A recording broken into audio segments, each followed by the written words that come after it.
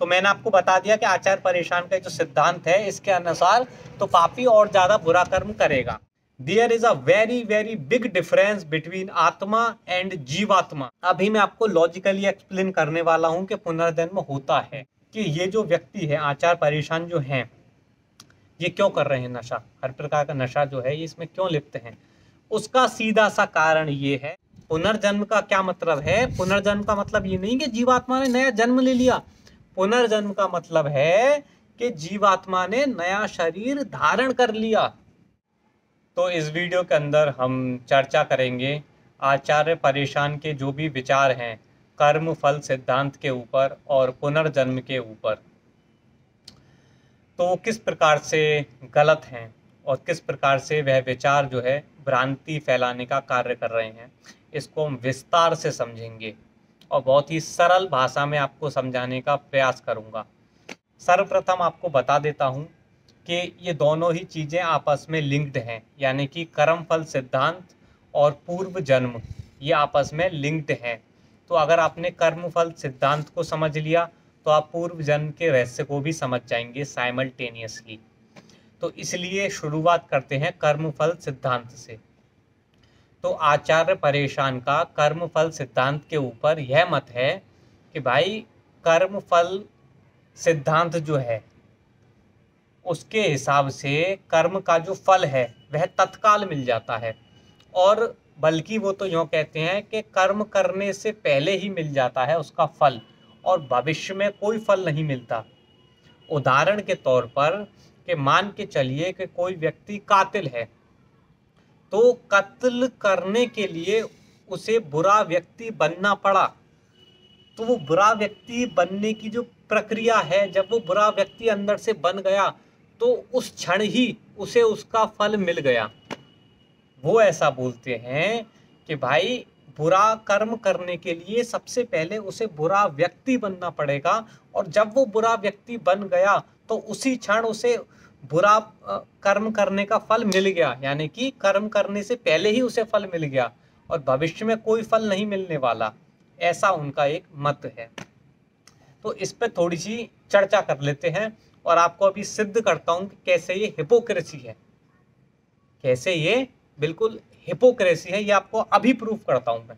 समझिए आप, देखिए इनका कहने का अर्थ यह है कि भाई किसी भी व्यक्ति ने कोई भी बुरा कर्म करा, ठीक है, तो उसका फल उसे तुरंत तत्काल मिल गया, ठीक है। अब इसका अर्थ क्या हुआ, इस सेंटेंस का क्या अर्थ हुआ, इसको समझिए जरा। भाई उस व्यक्ति को उसका फल अगर तत्काल मिल गया, इसका मतलब उस व्यक्ति के साथ न्याय हो गया। अच्छा, अगर अब ऐसा है तो ध्यान से सुनिए इस चीज को। मैंने आचार्य परेशान के नशा करते हुए जो वीडियोस और फोटोज के ऊपर वीडियो बनाया था, लेकिन मैंने एक कर्म करा, जिस कर्म का क्या नाम था, क्या कर्म करा कि भाई मैंने एक वीडियो बनाया इनके ऊपर जिसमें मैंने बताया किस प्रकार से सब प्रकार का नशा कर रहे हैं। अब उस कर्म को करने से पहले ही मुझे उसका फल मिल चुका है, यानी कि वो वीडियो बनाने के लिए मैं बुरा इंसान बन चुका हूँ, ठीक है, बुरा इंसान बन चुका हूँ, मुझे फल मिल गया ऑलरेडी। अब मैं जो है उसके बाद मैंने वीडियो बनाया, अब यानी कि मेरे साथ न्याय हो चुका है। जो बुरा कर्म मैंने करा था वीडियो बनाने का, या अच्छा कर्म जो भी कह भी, जैसे भी आप मान लीजिए, उस कर्म का फल मुझे मिल चुका है ऑलरेडी, यानी कि मेरे साथ न्याय हो चुका है ऑलरेडी, मुझे उसका फल मिल चुका है, ठीक है। अच्छा, अगर सब मेरे साथ न्याय हो चुका है, तब फिर उस कर्म का, उस वीडियो जो मैंने बनाया उसका फल मुझे ऑलरेडी मिल चुका है, तो अब फिर दूसरा फल देने के लिए आपने कॉपीराइट स्ट्राइक क्यों मारा? नहीं समझ में आई बात? भाई वो बुरा कर्म करने के लिए उसका फल तो ऑलरेडी मैं भुगत चुका हूं, तो दोबारा से मैं क्यों भुगतूं उसका फल? भाई जो आपने कॉपीराइट स्ट्राइक मेरे चैनल के ऊपर मारा, जब मैं बुरा आदमी बन गया उसके बाद ही मैं वीडियो अपलोड करा है, तो आपने फिर मुझे दोबारा से फल क्यों भुगतवाया? उसका फल तो मैं ऑलरेडी भुगत चुका हूं बुरा इंसान बन के। तो सेकेंड टाइम जब न्याय ऑलरेडी कंप्लीट हो चुका है, चैप्टर क्लोज हो चुका है, फाइल बंद हो चुकी है, तो आपने फिर दोबारा से जो है मुझे फल क्यों भुगतवाया कॉपीराइट स्ट्राइक मार के? क्या है इस प्रश्न का उत्तर? तो इससे सिद्ध होता है कि भाई आपके अनुसार भी मैंने फल नहीं भुगता था और आपके मन में कहीं ना कहीं संदेह रह गया था, तो इसलिए आपने अपनी पूरी कसर निकाली जो है कॉपीराइट स्ट्राइक मार के। तो देखिए इनका इसी से पाखंड का पर्दाफाश हो गया, मतलब इन्हीं की हिपोक्रेसी मैंने आपके सामने रख दी एज इट। अब समझिए आप, अब इनका ऐसा कहना है, अब थोड़ी पुनर्जन्म के ऊपर बात कर लेते हैं। इनका ऐसा कहना है कि भाई किसी भी व्यक्ति विशेष का पुनर्जन्म नहीं हो सकता, यानी कि जो मैं अपने आप को समझ रहा हूं मेरा कभी आगे पुनर्जन्म नहीं होगा, ऐसा इनका कहना है। अब आचार्य परेशान इसमें ऐसे बोलते हैं, ध्यान से समझिए, कि भाई वो जो है कभी भी राजू जो है अपने अगले जन्म में काजू नहीं बनने वाला, कोई नया शरीर धारण नहीं करने वाला। ये बिल्कुल ही फर्जी बात है। हमारे जितने भी वैदिक के साहित्य हैं उसमें क्लियरली मेंशन्ड है। एक वीडियो मैंने बनाया था पुनर्जन्म के ऊपर, बहरहाल 2 वीडियोस बनाए, उन दोनों के लिंक आपको डिस्क्रिप्शन में मिल जाएंगे। तो उसमें से एक वीडियो के अंदर मैंने बताया था कि किस प्रकार से महाभारत के अंदर ऐसे बहुत सारे एग्जाम्पल्स मेंशन हैं जिसमें कि जीवात्मा ने पुनर्जन्म लिया है कंटिन्यूएशन में, मतलब अपनी इंडिविजुअल आइडेंटिटी को रिटेन करते हुए उसने अगला शरीर धारण करा है, यानी कि उसे साफ साफ याद था उसके पूर्व जन्म का। ऐसे बहुत सारे उदाहरण महाभारत के अंदर मेंशन्ड हैं और ऐसे बहुत सारे उदाहरण रियल लाइफ में मेंशन्ड है। बहुत सारे ऐसे उदाहरण होते हैं, रियल लाइफ में भी मेंशन्ड है और स्क्रिप्चर्स में भी मेंशन्ड है, दोनों ही जगह मेंशन्ड है। किस प्रकार से अंबा नाम की जो थी राजकुमारी, उसने ही अब बदला लेने के लिए, भीष्म का वध करने के लिए नया शरीर धारण किया शिखंडी के रूप में, यानी कि जब वो शिखंडी के रूप में उसने धारण किया शरीर, तो उसे याद था कि पिछले जन्म में भीष्म ने मेरे साथ ये किया था जिसका फल मुझे लेना है इस जन्म में। तो वो कंटिन्यूएशन है, वो कंटिन्यूएशन चल रहा है, समझिए आप इस बात को। ऐसा नहीं है कि भैया अंबा जो है मर गई, अब वो कभी पैदा ही नहीं होगी। अंबा मरी और उसी की जीवात्मा ने अंबा का जो शरीर था, भौतिक शरीर, उसको त्याग कर दूसरा शरीर में, गर्भ में प्रवेश किया। उस गर्भ से उसने जो है साहब नया शरीर विकसित होते होते शिखंडी का रूप धारण किया। उस शरीर का नाम लोगों ने बोला शिखंडी, और उसके बाद उसे याद था उस जीवात्मा को कि पिछले जन्मों में मेरे साथ ऐसा ऐसा करा था भीष्म ने, जिसका बदला मुझे इस जन्म में लेना है। तो कंटिन्यूएशन है, भूलता नहीं है। जैसा आचार्य परेशान बोलते हैं कि भाई एक लहर थी जो समुद्र में उत्पन्न हो गई, अब वैसी आइडेंटिकल लहर कभी दोबारा नहीं बनेगी, कोई दूसरी लहर बनेगी जो कि उस लहर से भिन्न होगी, ठीक है। और वो जो लहर उत्पन्न एक बार हो चुकी है वो कभी भी वैसी सेम आइडेंटिकल लहर दोबारा नहीं बन सकती। तो ये झूठ है, समझिए। अब इसमें ये एक और तर्क देते हैं आचार्य परेशान कि भाई कि पुनर्जन्म मानने से घाटा है, मतलब पुनर्जन्म मानने से व्यक्ति और ज्यादा पाप करता है। इसका क्या तर्क देते हैं उसके ऊपर भी हम थोड़ी सी चर्चा कर लेते हैं। आचार्य परेशान ऐसे बोलते हैं कि भाई जब तुम बोलते हो कि आपको इसका फल मिलेगा कई साल बाद, तो जो पापी है वो इस प्रकार से सोचता है कि अच्छा, मतलब अभी फल नहीं मिल रहा, आगे मिलेगा फल, अभी फल, अभी तो मैं सेफ हूं, फल आगे मिलेगा। तो इस प्रकार से वो और ज्यादा पाप में संलग्न हो जाता है कि भाई आगे का आगे देखा जाएगा, अभी तो मैं सेफ हूं। जबकि ये सेंटेंस बोलते समय आचार्य परेशान यह पूर्ण रूप से भूल चुके होते हैं कि हमारे वैदिक सनातन धर्म के अंदर नर्क का कंसेप्ट है, क्लियर है, कोई लाग लपेट नहीं है, क्लियरली नर्क का कंसेप्ट है। तो हमारे यहाँ बिल्कुल साफ साफ बोला जाता है कि भाई तू जो कर्म कर रहा है उस कर्म के परिणाम के फलस्वरूप अगर तूने ज्यादा बुरे कर्म करे तो तुझे नरक में भी भेजा जाएगा, और अच्छे कर्म करे तो स्वर्ग में तू उसका मौज भी ले, जाके स्वर्ग में जाके मौज भी ले, ठीक है। दोनों ही बातें हैं। तो आप समझिए कि इतना, अब ये कह रहे हैं कि साहब व्यक्ति ऐसा सोचता है कि अभी तो फल नहीं मिल रहा, आगे मिलेगा। व्यक्ति ऐसा सोचता है कि आगे मिलेगा, तो आगे की उसे कोई टेंशन नहीं रहती। ये बिल्कुल वाहियात बात है। अगर आगे की, भविष्य की उसे टेंशन नहीं होती ना, तो भारत के अंदर इंश्योरेंस पॉलिसीज नहीं बिकती।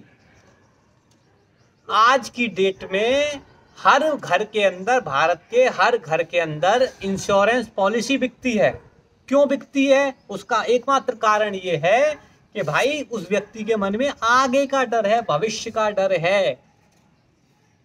जितने भी ये नौकरी कर रहे हैं, पढ़ाई कर रहे हैं, जितने भी व्यापार कर रहे हैं, क्यों कर रहे हैं? ये अपनी इनसिक्योरिटी के कारण कर रहे हैं, भविष्य के डर की वजह से कर रहे हैं कि भाई हम अभी पढ़ाई नहीं करेंगे तो भविष्य में हमें रोटी नसीब नहीं होगी, हमारी शादी नहीं होगी, वगैरह वगैरह वगैरह। तो इस बात को बिल्कुल फर्जी बात है ये कि भारत के अंदर या कहीं भी विदेश के अंदर, कहीं पे भी ऑल ओवर वर्ल्ड मनुष्य को जो है, इंसानों को जो है भविष्य का डर नहीं होता। ये बिल्कुल ही फर्जी बात है। सबसे ज्यादा डर होता है भविष्य का, सबसे ज्यादा डर होता है भविष्य का।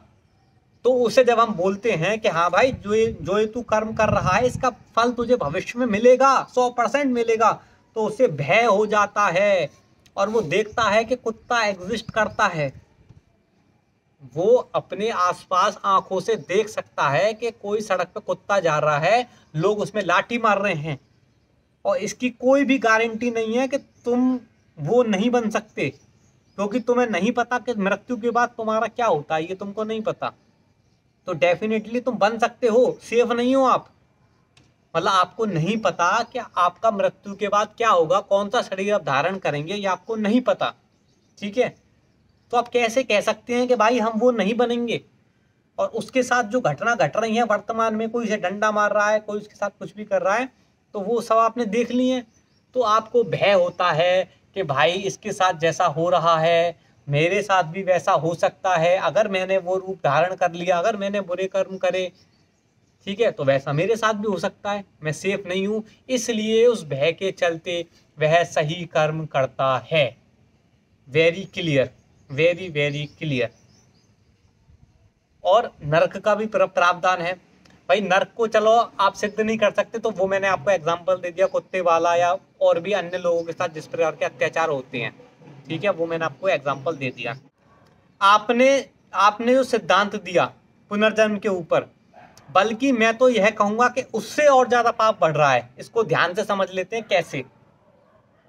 आपने बोला कि भाई किसी व्यक्ति ने बुरा कर्म करा, ठीक है, अब उसका उसे फल मिल गया, फल मिल गया, और अब आप क्या बोल रहे हैं उससे कि भाई तुझे जो तूने बुरा कर्म करा उसका तुझे फल ऑलरेडी मिल चुका है, ठीक है।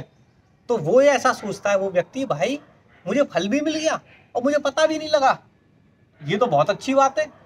मतलब ऐसा फल मुझे मिला है जिसका मुझे पता भी नहीं लगा, वाह, फिर तो कोई दिक्कत ही नहीं है। अगर इतना घटिया फल मिला है, मतलब मैंने किसी का मर्डर भी कर दिया, मुझे पता भी नहीं लगा, मैंने किसी की चोरी कर ली, मुझे सब कुछ हो गया, मैंने सारे कुकर्म कर लिए, मुझे पता भी नहीं लग रहा, तो इसका मतलब फिर तो कोई दिक्कत ही नहीं है। उसका इतना फल इतना छोटा सा मिल रहा है कि मुझे पता ही नहीं लग रहा उसके बारे में, मुझे दुख अनुभव ही नहीं हो रहा, मुझे दर्द अनुभव ही नहीं हो रहा उस फल के फलस्वरूप, उसका मुझे जो दंड है वो दंड अनुभव ही नहीं हो रहा, इतना छोटा सा दंड। फिर तो दिक्कत ही क्या है, फिर तो मैं जो है खूब दबा के अय्याशी करूंगा, खूब दबा के जो है अब बुरे कर्म करूंगा जब, और करता रहूंगा, कुछ भी करूं मैं, क्योंकि इतने छोटे छोटे से फल मिल रहे हैं और जो मुझे अनुभव ही नहीं हो रहे, तो इनसे तो मैं डरने वाला हूँ ही नहीं, क्योंकि मुझे अनुभव ही नहीं हो रहा, तो आगे मुझे कुछ मिलेगा नहीं, आचार परेशान बोल रहे हैं, तो भैया फिर तो कोई दिक्कत ही नहीं है।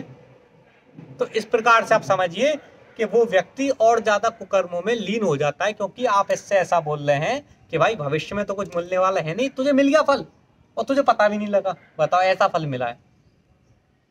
कहने का मतलब दंड उसे ऐसा मिला है, उस दंड का उसे पता ही नहीं लगा। वाह वाह रे मूर्खों।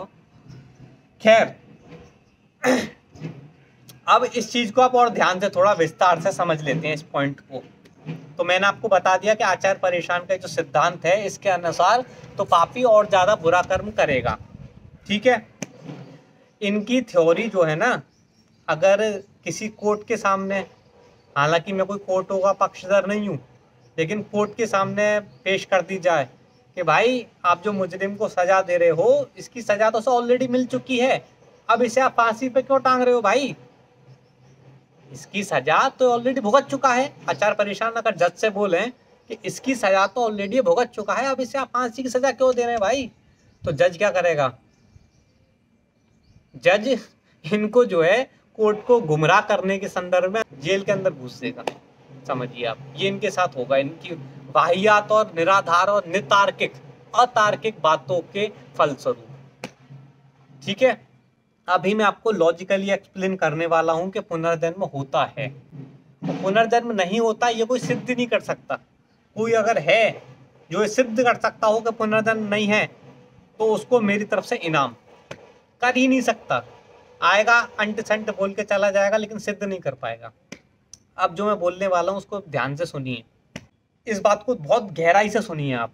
इससे आपको पता लगेगा कि हाँ भाई पुनर्जन्म होता है और हो सकता है। आपको ये प्रूफ हो जाएगा कि हो सकता है, ये आपको डेफिनेटली प्रूफ हो जाएगा।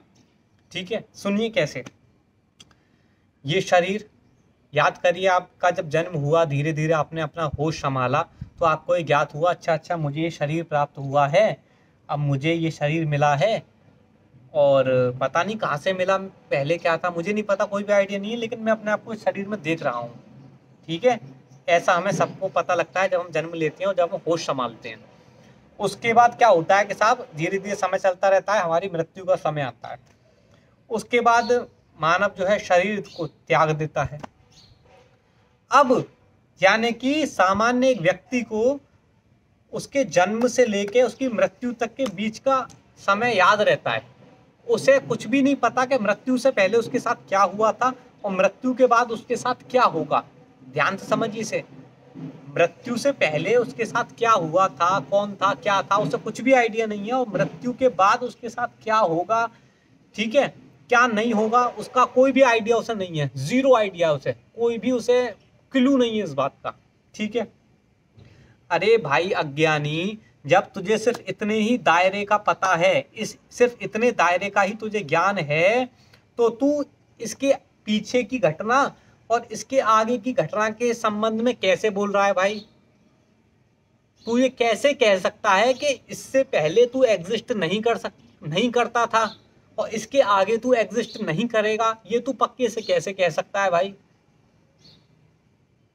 तेरा जो अनुभव है, जो तूने जाना है, वो इतने अंतराल के बीच में ही तो जाना है। तूने जब से होश संभाला और जब तक तू मरा, ठीक है, इससे हो तेरे जन्म होने से पहले की तुझे यात्रा तेरी नहीं पता, कुछ भी नहीं पता, तुझे कोई आइडिया नहीं है क्या था, कुछ आइडिया ही नहीं तुझे, और बाद का तुझे कोई आइडिया नहीं है। तो भाई तू इतने पक्के से कैसे कह सकता है कि मरने के बाद एग्जिस्ट नहीं करेगा, या तू मरने से पहले एग्जिस्ट नहीं करता था?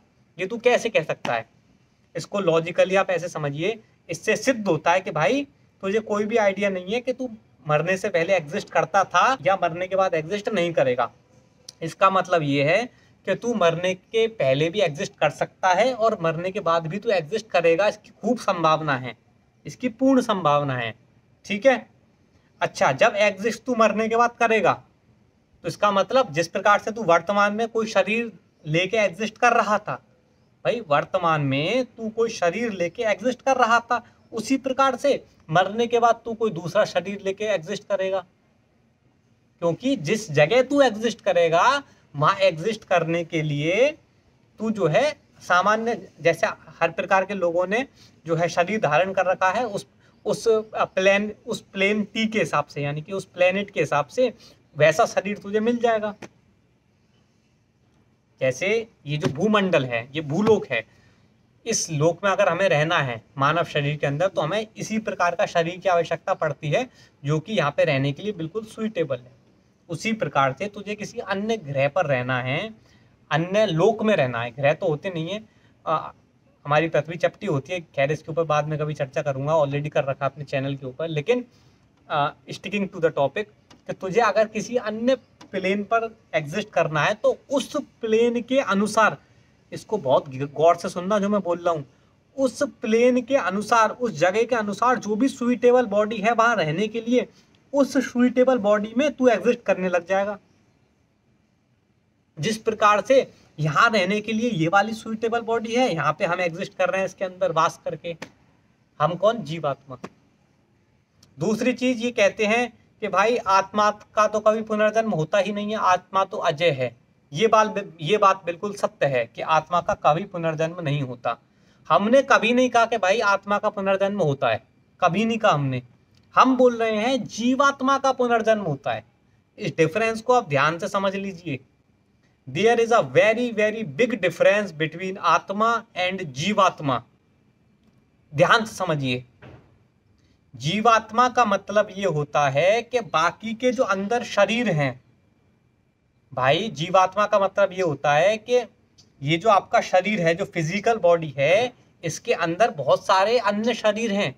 ऐसा नहीं है कि खाली ये शरीर है, इसके अंदर डायरेक्टली आत्मा है एक।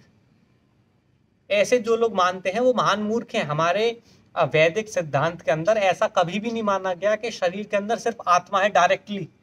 हमारे वैदिक सिद्धांत के अंदर माना जाता है कि शरीर के अंदर जीवात्मा है। अब वो जीवात्मा क्या है? वो जीवात्मा, ध्यान से समझिए इसको, डिफरेंस को। ये डिफरेंस अगर आपके क्लियर हो गया तो आपका पुनर्जन्म का कंसेप्ट बिल्कुल क्लियर हो जाएगा। इसको आप ध्यान से समझिए। जो जीवात्मा है वो क्या है? वो आत्मा नहीं है। जीवात्मा is a collection of many bodies, कारण शरीर, सूक्ष्म शरीर, ठीक है। इस प्रकार से बहुत सारे जो अलग अलग शरीर हैं उनका जो कॉम्बिनेशन है, यानी कि इस फिजिकल बॉडी के अंदर भी बहुत सारे शरीर हैं। तो जब ये फिजिकल बॉडी खत्म होती है तो बाकी के जितने भी शरीर हैं वो निकल जाते हैं, वो निकल जाते हैं उससे बाहर, ठीक है।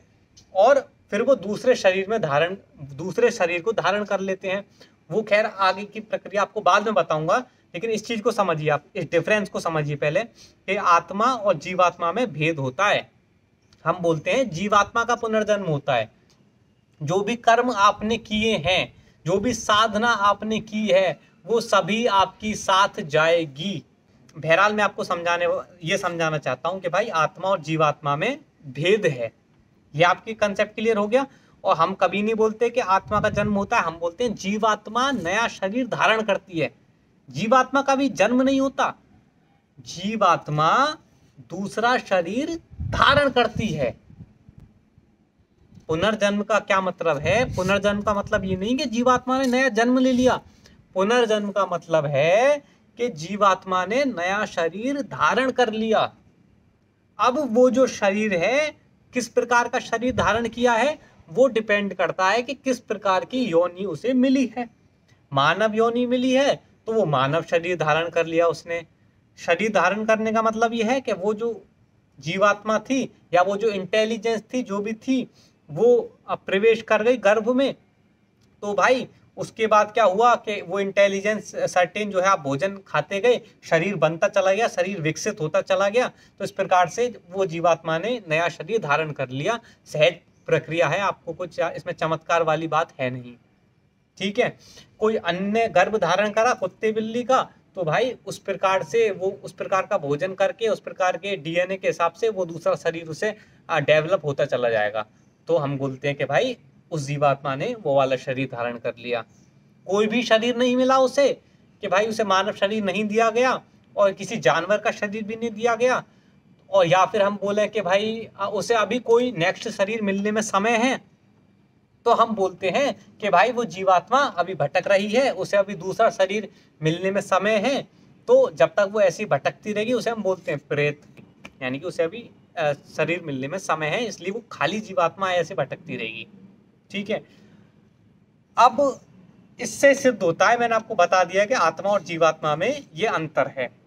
और जीवात्मा का पुनर्जन्म का मतलब है कि जीवात्मा नया शरीर धारण करता है, ठीक है। ये आपका कंसेप्ट क्लियर हो गया।